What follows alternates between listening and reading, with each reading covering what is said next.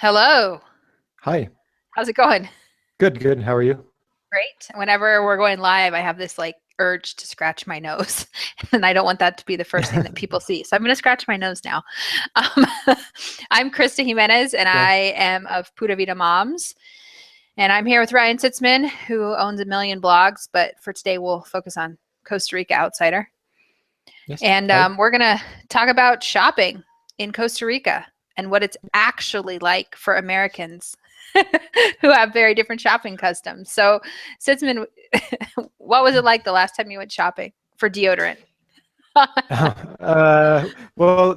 I'm sure we'll talk about this, but actually, I kind of have like a list of four here, and basically everything that I put onto my body is something that I get in the US and just bring down here in a suitcase. So that's how much you want to avoid asking for your deodorant at the Yeah, super? pretty much. Yep, pretty much. Yeah, I guess recently, if I wanted to get like, then you pretty much have to go to a pharmacy. They don't really have places like Target or anything like that.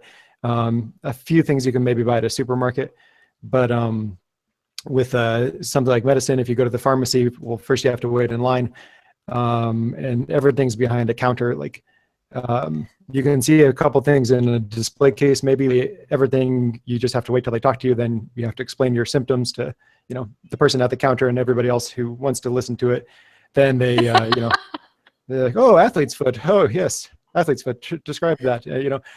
And so then they bring you like, one product, and maybe it's the only product they have, or they have four or five other kinds, but you then sort of have to say like, how much does this cost and what does it do? And basically you just have to talk a ton, which if you go to a store in the US, you just go look at like five or six different athlete's foot creams and find the one that you want and take it.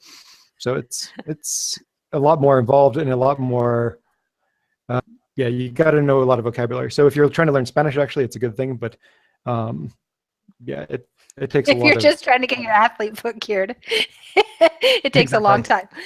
Well, I remember when I was Exactly. first in Costa Rica trying to learn Spanish, and I needed, well, I'm trying to think. I either needed deodorant or feminine products.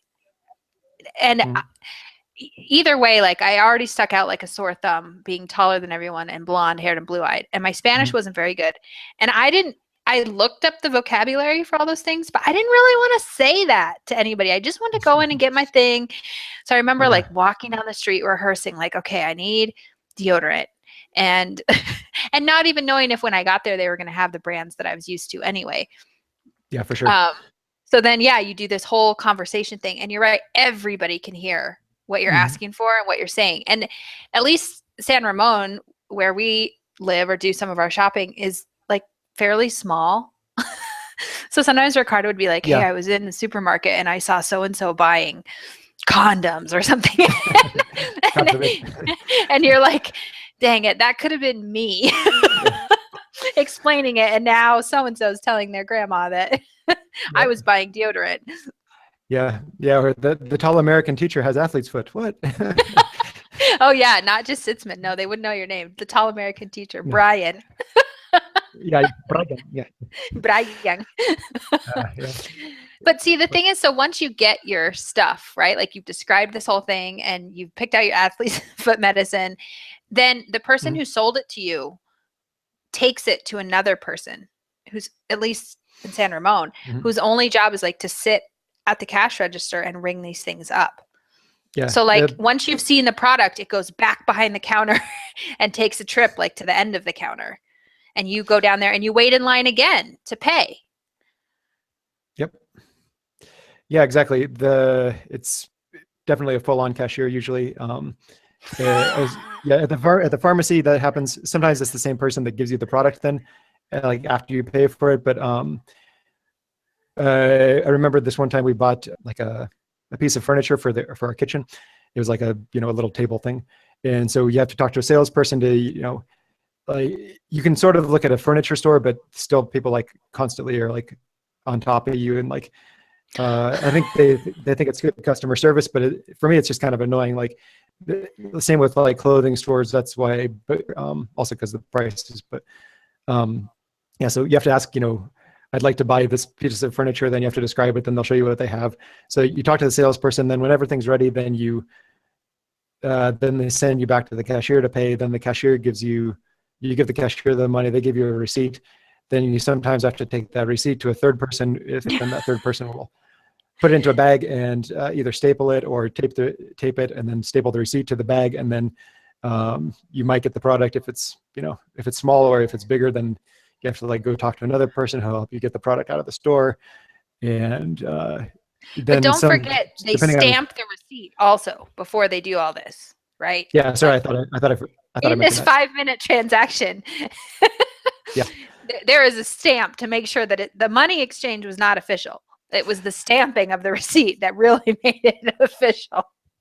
Exactly. Yes. Yeah. The received stamp, and then depending on where you are, sometimes you have to also talk to another person. You leave the store, well, they'll check your receipt and make sure that you got the right product, and it's kind of a gigantic headache. But which actually, the checking the receipt doesn't make a whole lot of sense to me, because your product, if it's small enough, is like army surplus stapled into the bag. Like there's no way you can get it out until you get home and you remove all the staples. Sure. And like the bag might even be folded over multiple times, and there's no handles on the bag either. So at least when we're shopping in Costa Rica, I'm usually walking around downtown because the shops are really close together and you can just kind of bump in and out of them, but there's no handles. So then I'm bringing another plastic bag along to put all the plastic bags in, so I can have one on my arm with a handle on it.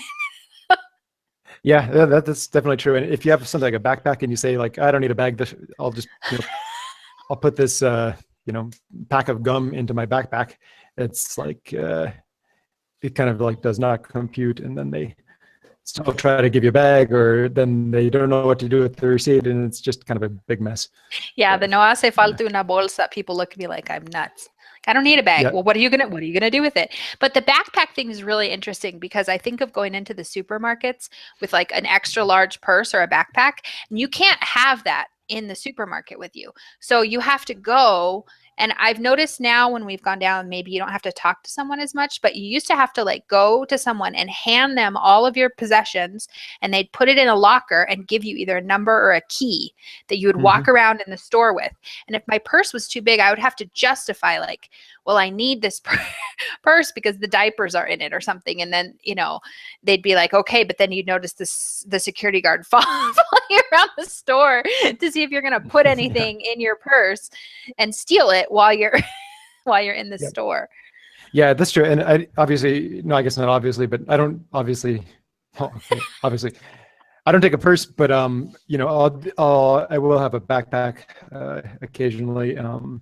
But I'm not sure why. Maybe it's just because I go to the same stores and they recognize me. But after a while, they would stop me at the door sometimes and say, you have to leave your backpack here. But I said, I don't really want to. And they said, okay. So you just keep walking. And I guess they could try to do something, but maybe a lot of Costa Ricans are kind of non-confrontational. So if you just kind of act like you're supposed to be doing something and especially if you wear it on both shoulders, then so. Yeah. Well, and I think there's a piece of like you being an American and a teacher, and it's not that big of a town. And so that they sometimes bend the rules, but for just like an average person showing up to shop in Costa Rica, I want to go back to that other thing you said about clothing stores, because you will go in and there are like, all of a sudden there's someone that is going to sell you something come hell or high water. And what that means is every single thing you look at or touch, they have a running narrative for you. Like, oh, well, that's 50% off. And I really like it because of XYZ. And then you should try it on. And do you need a dressing room? And I could give you a deal. I could give you 10% off, or just, if you just buy it in the next 10 minutes, I'll wrap it up for you. And I'm like, whoa, I just like brushed by this jacket as I was walking past. And so those are the more expensive stores. The cheap clothing stores, have you ever been in there where they have the glass cases and all the clothes are stacked up? So you go in and it looks like there's nothing in there, and you say like, hey, I need a $10 pair of pants in a size large. And all of a sudden they're like pulling them down and holding them up and like showing you, but you're not allowed to try it on. So, because there's no dressing room and you can't return anything. So I find clothing shopping frustrating. One, because I don't really want a running narrative of what I have brushed by, and two, because I can't buy like pants and not try them on and not be able to for sure. return them. Yeah, absolutely. And that's why in about 10 years, I think I've bought maybe like, I bought one pair of jeans at a mall where I could like, try stuff on and actually like, I didn't have to interact with people. And then I think I bought a pair of shoes once because I also bought a car from him. So he gave me a discount on the shoes because he had a shoe store.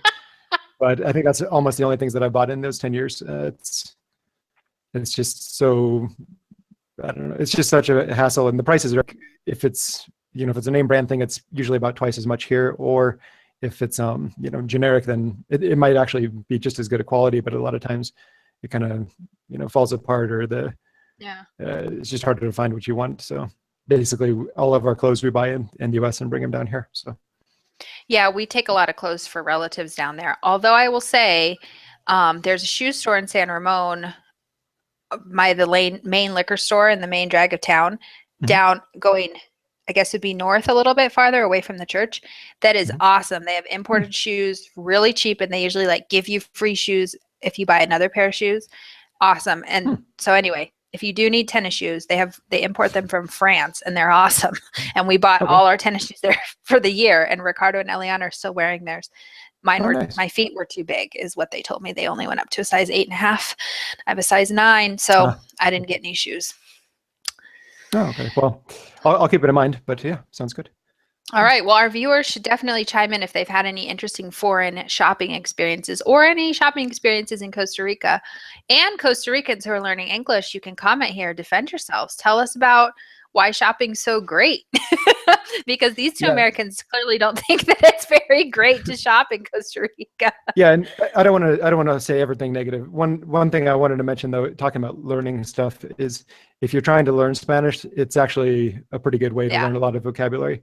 Like when we built our house, I had to learn all kinds of vocabulary, like screws, hinges, nails, hammer, all the basic stuff, but also things like rebar and trusses and roof panels and all kinds of things that I probably won't really need to use much again, but it still helps you increase your vocabulary if you have to talk to somebody about every single thing you need. So there are some advantages. And with clothing, like colors, textures, fit, sizes, numbers, you're right. I learned a ton of vocabulary doing those things. And a lot of times they'd hold something up and I'd say, no me gusta. And then I'd say, ¿cómo se llama? ¿Cómo se dice? Like, and I'd write it down in my little notebook because I'm like, I didn't know how to say, like that's not soft enough or too big or it's almost right. And so, yeah, you're right. You learn a ton of vocabulary, which you can shop. Like I can go to Cherry Creek Mall here in Denver. I can be there all day and never interact with a person. So it can feel kind of isolating too. Yeah, here. That's true. So I could definitely see the pros and cons depending on what you're in the mood for. Yeah, for sure. But there's no express shopping in Costa Rica, so. No. Indeed. Well, sweet. Well, thanks for hanging out for a while, and we'll see you next week. I think we'll probably, I don't remember what our topic is, but we'll figure it out and have people tune in. Yeah. Yeah, thanks to you and thanks to everybody else for watching this one, and hope you enjoyed it, and hopefully you can understand me better than last time. So yeah, the sound quality is great. Love these pilot headphone microphones. Yeah, I feel like a customer service representative. I feel like a pilot, like Houston. Do you read that's me? Good even too. Something more official than blogger, I guess. All right, cool. Pura vida, dude. Yeah, take care. All right. Bye.